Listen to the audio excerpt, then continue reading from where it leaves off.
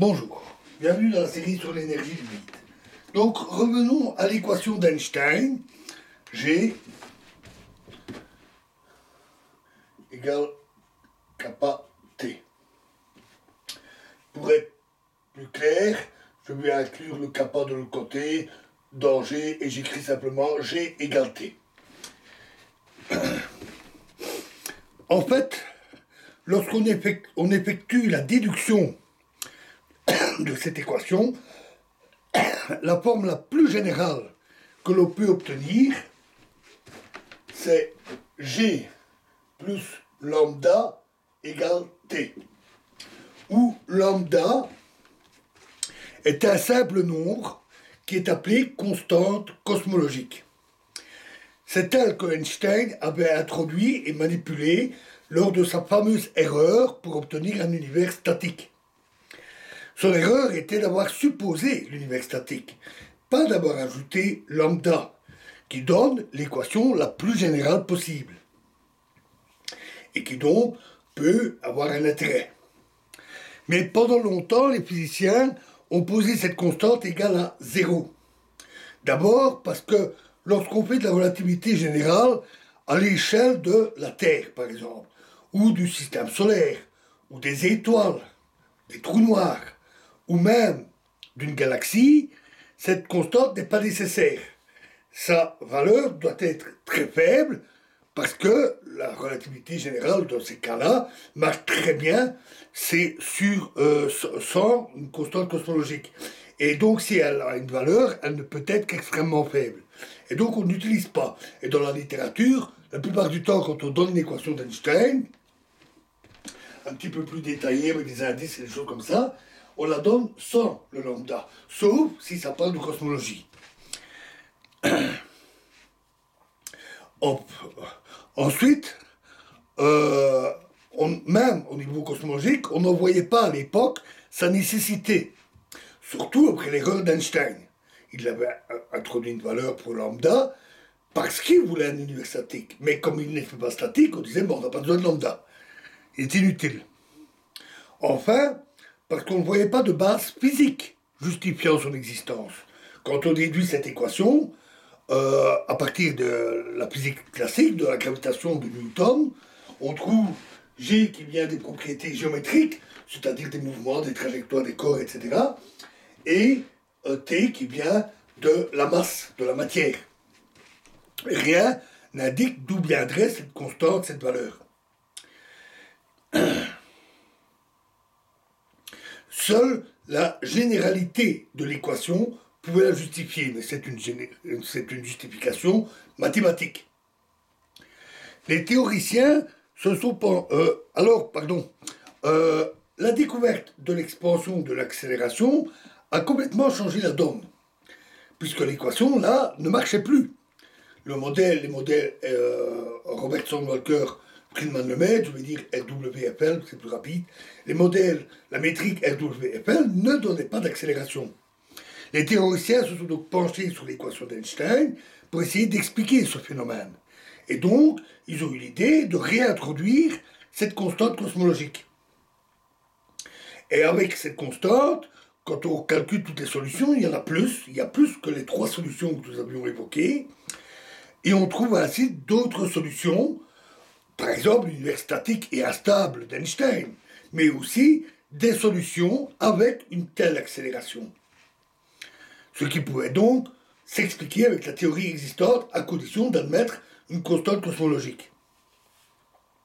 De plus, on peut calculer cette accélération avec la théorie, et comme on connaît l'accélération, on l'a observé, on en déduit la valeur de lambda. Lambda a une valeur extrêmement petite. Nous reviendrons sur ce point. Alors, il reste à interpréter lambda, puisqu'on n'a pas la cause physique de son existence. Quelle est la nature de cette constante? Tout dépend où on la place. Non, c'est arbitraire, mais ça permet de mieux visualiser. Si on la met à gauche, avec la courbure, comme ici, dans ce cas-là, on peut voir lambda comme faisant partie des propriétés géométriques de l'univers, une propriété intrinsèque de sa structure, peut-être une constante fondamentale expliquant la structure de l'univers. Placée à droite, c'est évidemment tout à fait équivalent.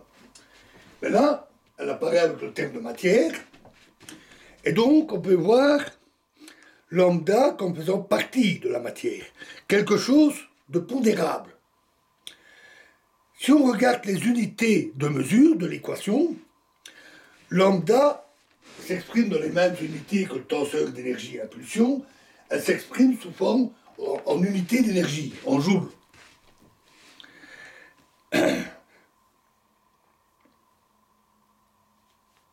Ne connaissant pas sa nature, elle prit alors le nom d'énergie noire.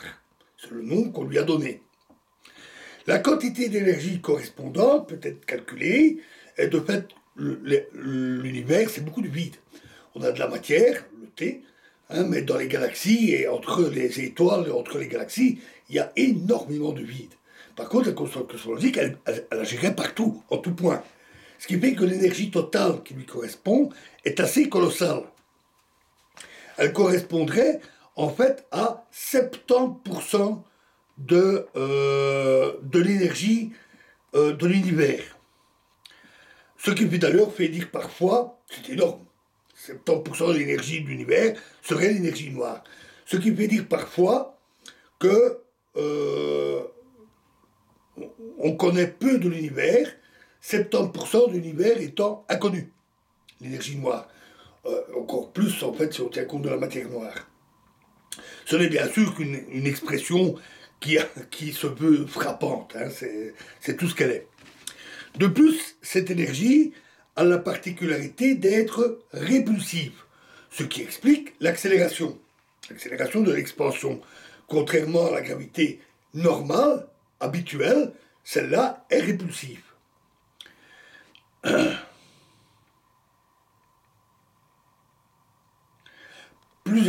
Plus exactement, mise sous la forme d'un tenseur, en fait, on doit le faire, hein, on additionne des tenseurs, donc ici ça devrait être un tenseur et pas un simple nombre, on multiplie par la métrique dont je vous avais parlé, qui est un tenseur, et on obtient en fait une forme analogue au tenseur énergie-impulsion.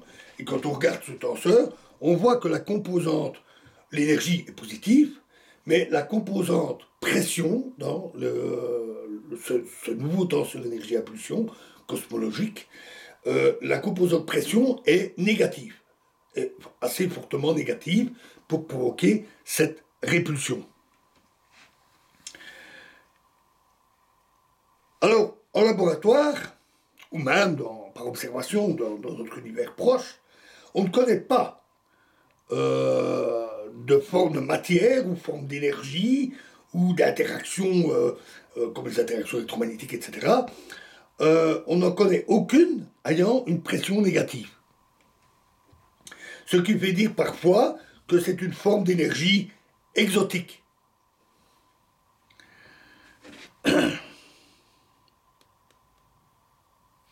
Alors,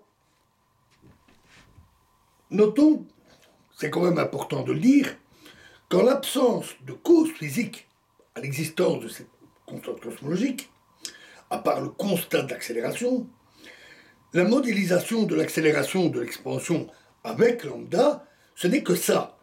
C'est un modèle pour décrire. La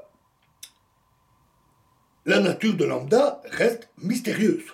Et ce n'est peut-être pas une forme d'énergie, exotique ou pas. Peut-être que ce n'est pas du tout une énergie, que des énergies avec des pressions négatives, ça n'existe pas. On n'en sait encore rien actuellement. Donc il faut rester prudent. Je profite d'ailleurs pour donner une autre précision de ce type, pour quelque chose qui me tient un peu à cœur. C'est le modèle d'évolution que j'ai décrit est souvent appelé la théorie du Big Bang. Je ne l'utilise pas beaucoup, et d'ailleurs je l'ai cité qu'une fois jusqu'ici. La théorie du Big Bang, très connue comme nom. Je n'aime pas trop moi ce nom. Et ce pour trois raisons. Et ce nom est extrêmement utilisé hein, dans des documentaires, dans des vidéos sur YouTube, dans la littérature, aussi bien vulgarisée que technique. Mais moi, je n'aime pas. Alors, premièrement, ce nom a été donné la première fois par Fred Hoyle. C'était un opposant à la théorie du Big Bang. Un de ceux dont j'ai parlé avec la fameuse lumière fatiguée. Et lors d'une conférence, il qualifia cette théorie, qui était la théorie de Lemaître à l'époque, dite de l'atome primitif, nom un peu obsolète, qu'il la qualifia, pour se moquer, de théorie du grand boom. Vraiment un terme moqueur. En anglais, Theory of Big Bang.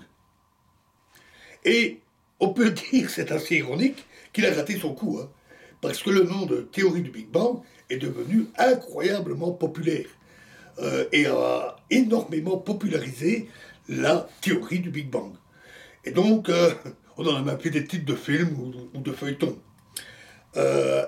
Et donc, il n'empêche que ce nom était un nom moqueur. Alors, c'est pas trop la cause principale, je le cite pour raison historique.